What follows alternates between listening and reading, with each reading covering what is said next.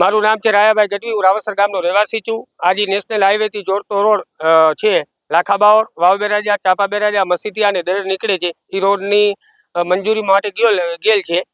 તે દરમિયાન હવે કાલે જે અમારી જે રોડ અમારે ખાડા ખડબા બહુ પડી ગયા હતા, એટલે અમે વરસાદ બાદ એ રોડ અમે કાલે એને મેટલિંગ કર્યો.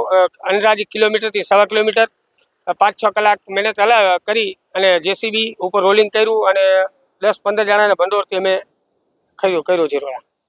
સરકાર આગળ શું માંગ? સરકાર આગળ માંગ એ છે કે વહેલી તકે આ રોડ અમારું વ્યવસ્થિત બની જાય તો બધાને પબ્લિકને સારું રહે. પેલા રજૂઆત કરી છે, રોડની પેલા કેવી હાલત હતી? રોડની હાલત તો પેલા સારી જ છે, પણ આ વરસાદ બાદ તો ખાડા પડવાના જ છે. અત્યારે સરકારને રજૂઆત કરી હતી આ માટે ક્યારે? નહીં, આ માટે ખાલી લેટર અને સરકારની ખ્યાલ જ છે. આ રોડ મંજૂરીમાં ગયેલ છે. એની રજૂઆત લાખાબાર ગામના સરપંચે 2-3 વખત કરી છે. સરકાર ઉપર નિર્ભર ન રહીને આત્મનિર્ભર થઈને બનાવી નાખ્યું હોય છે એવું નથી, પણ અત્યારે તો શું છે, નવરાત્રી આવતા માટે જે અમારી 7C જે હોટલ છે, જે સોસાયટી છે, તેના માટે બધાએ સહયોગ કરી અને કીધું કે આટલું આપણે બનાવી નાખીએ અત્યારે.